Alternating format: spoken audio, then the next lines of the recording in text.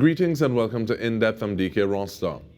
Arrive Alive is a non-governmental apolitical organization founded in 2004. Now, their primary objective, it remains highlighting the road safety and awareness of Trinidad and Tobago. Director Sharon Inglefield, she joins us for a discussion on the group's activities.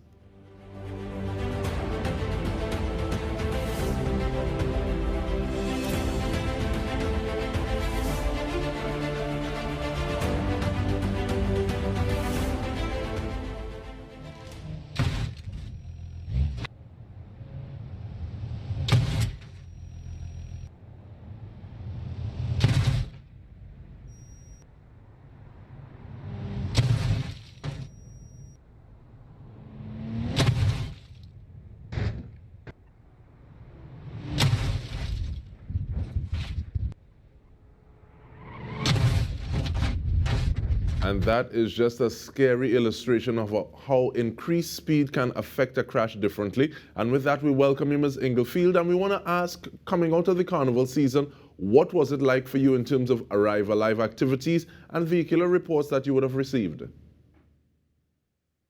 First of all, thank you for having Arrive Alive on your program today.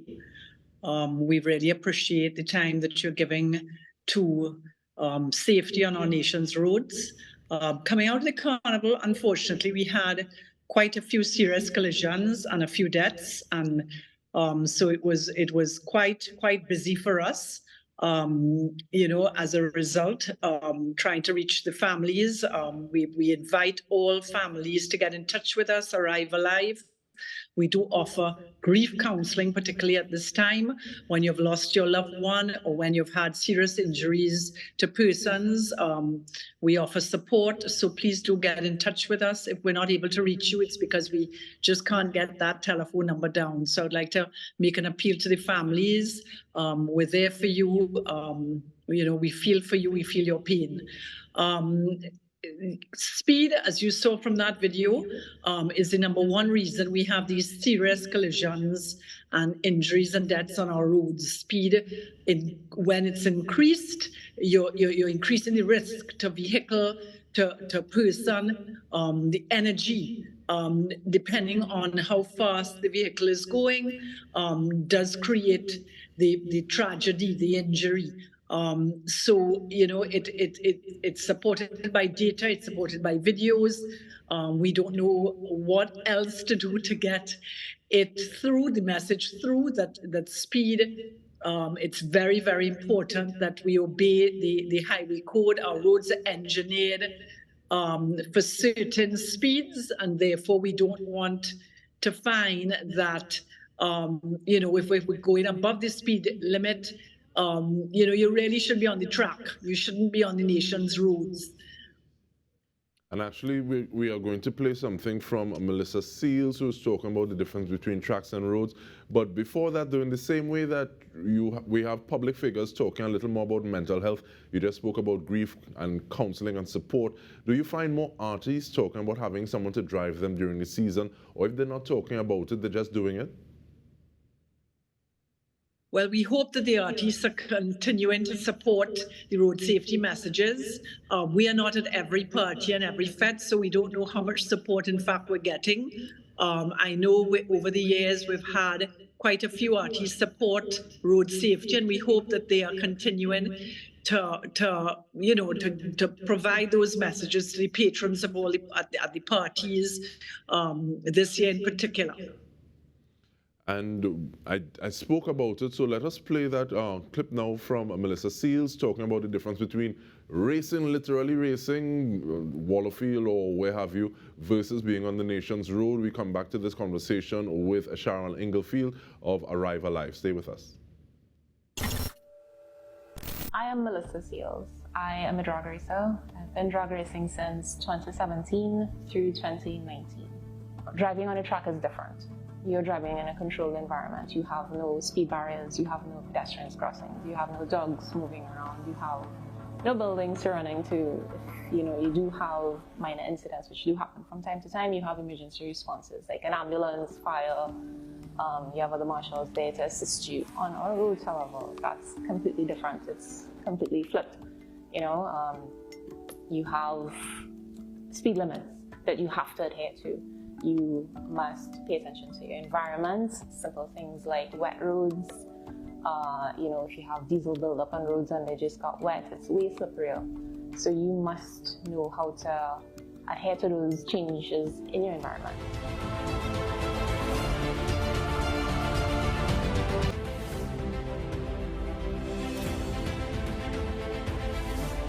I enjoy racing, but I keep it on the track because I value safety.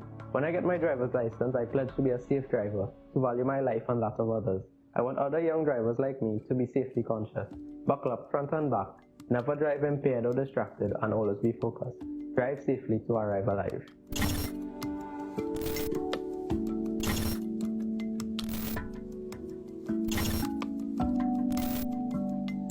And that was Nikhil Nanan, the youngest race driver on the circuit at this point in time. Welcome back to the conversation. We are speaking with Director of Arrive Alive, Sharon Inglefield.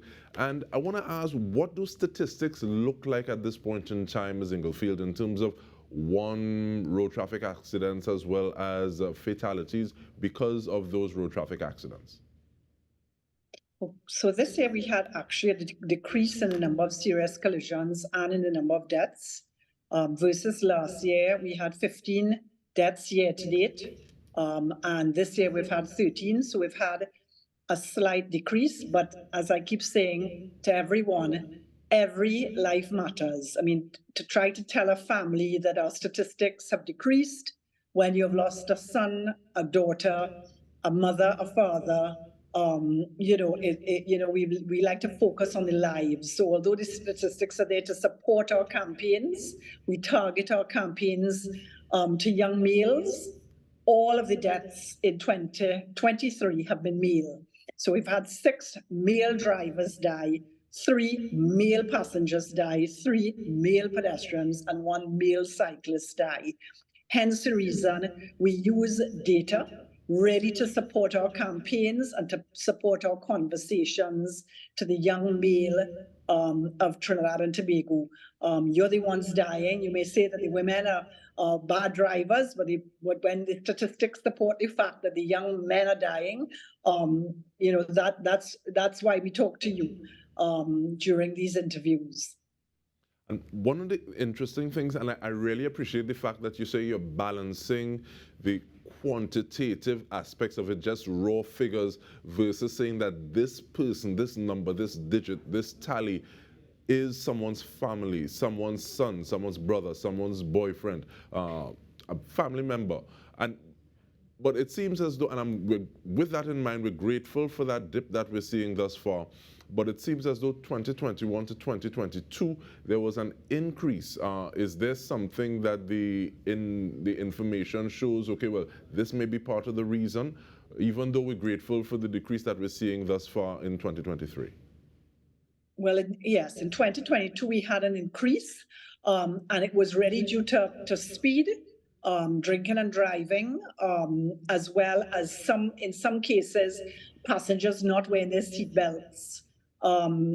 Front and back. And although we have no seatbelt law for passengers in the rear seats, it's really important that we understand that, again, when we're going at high speeds, the energy resulting from a collision, a serious collision, can cause death in the back seat as well as in the front seat. So we must buckle up the minute we get into the vehicle, even in a back seat. Your life depends on it. Your child's life depends on it. We encourage parents in particular to make sure that their children are always in the back seat.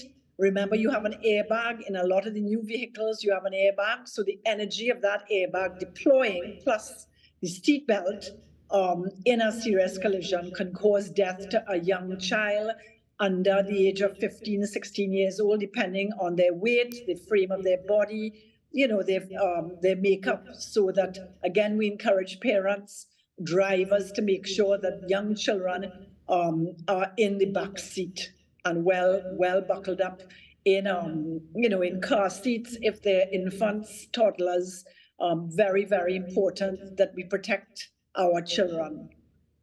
And I'm glad you raised that point, because that is something that Nikhil Nanan, who we would have played just before we got back into the second half of the conversation, would have pointed out in terms of front and the back? Because normally when you hear buckle up, you're just thinking about the front, and also in terms of having children in that passenger seat. The fact that you talk about makeup as opposed to just age, because there's some individuals who might have the age, but at the same time, they're not the largest, they're not the biggest of build. And conversely, there may be some individuals who are a little younger, but at the same time, they're a little taller, so the height that they have may be light with the age that they have. So also in talking about that makeup, I think, is also important. But with that in mind, though, because we've seen messages from people who are dealing with TTAS as well, who are some of the relationships that you have, people that you work with? When people go on to Arrive Alive, the website, are they able, arrivealiveTT.com, are they able to get information on road laws, the merit point system? Who is it that you have a working relationship with to get what you want to do done? So we partner with the Ministry of Works and Transport, with the TTPS, with the media to get our statistical data. Our statistical data, we don't only rely on the TTPS.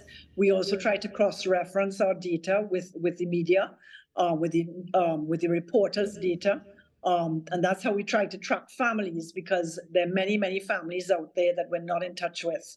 Really important that we use our common sense, because, we're talking about speed, we're talking about buckling up. We don't always have laws that support the safety aspects of being a good driver, of being a safe driver, or passenger for that matter.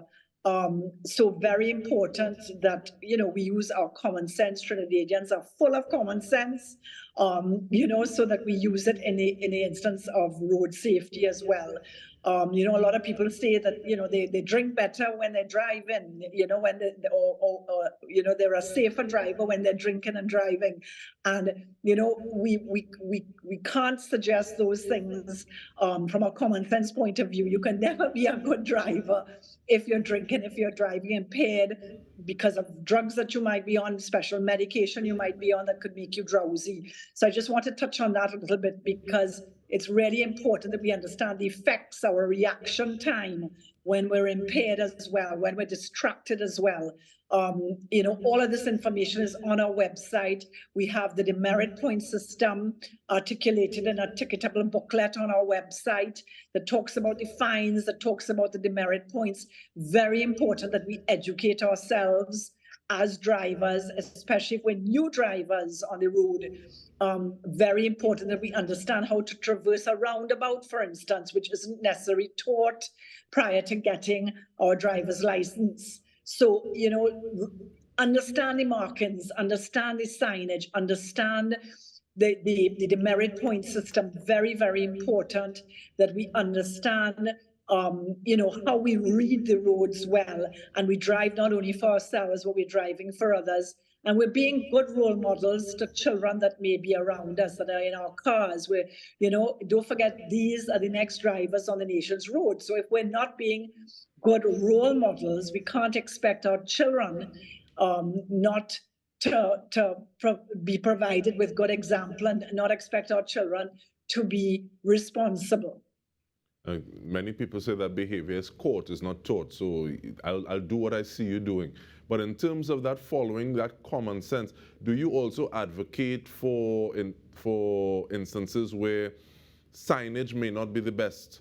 So sometimes there may be a left turn and it's only on the road. So if you're in traffic and bumper to bumper, you're not seeing that you're able to turn left alone, and getting signs up, or roadways, possibly highways sometimes, where the lines are gone. So in terms of like trying to traverse that on the evening, what kind of responsibility, or do you have that kind of advocacy going on as well? Most certainly, we have a good working relationship with the Ministry of Works and Transport. And therefore, if markings are not, if our roads can't be read easily because of the lack of good markings or good signage, we ask you to write us. To write us, contact at arrivealiveTT.com, write us, write the ministry, try and play a part in making our road system safer.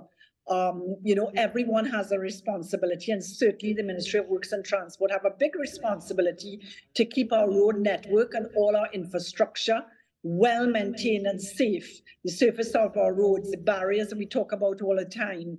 When you're going at 100 kilometers an hour on the highways, we expect to see barriers.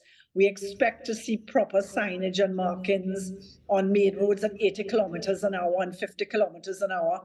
We would like to see school zones implemented so that traffic slows right down to 30 kilometers an hour unless around the schools, that we have proper pedestrian crossings around our schools that are well maintained, and we actually enact policy and law that protects our nation's children with school zones. That's something we don't have right now in TNT, and we want to see more school zones. So it gets the parents, the teachers, the children accustomed to what a school zone means, to what a slower speeds mean, and the fact that we need to respect vulnerable road users like pedestrians, like cyclists. We are all pedestrians at some time or another when we're getting into our vehicles.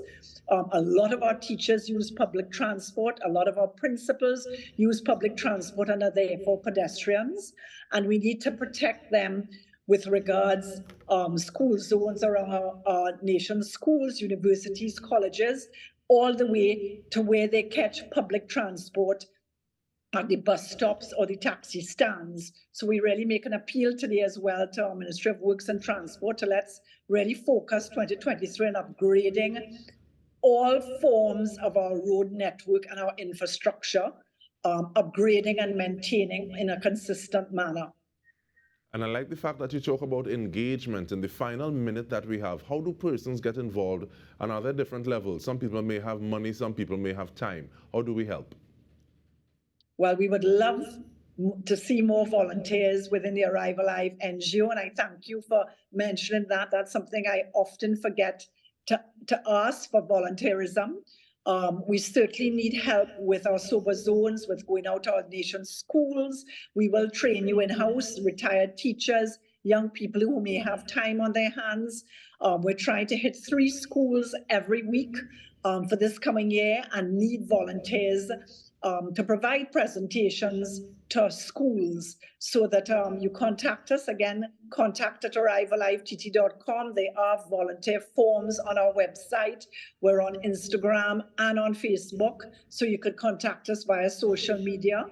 We obviously appreciate the donations that help us to provide stipends to volunteers. Donations are very, very important to keep us going. We want to make sure that we reach our target of those 3 schools a week, teaching pedestrian road safety and passenger road safety, cyclist road safety, and again, young drivers. We're there in the secondary school teaching about the demerit point system and trying to be proactive rather than reactive as an NGO. So the donations as well as volunteerism of time, critical to our succession. And so we want to thank you so much for the work that you're doing, the work that you're planning to do in 2023. Sharon Inglefield, President of Arrive Alive. And on behalf of the entire TTT News team, this has been In Depth with me, Dike Rostant. Thank you so much for joining us.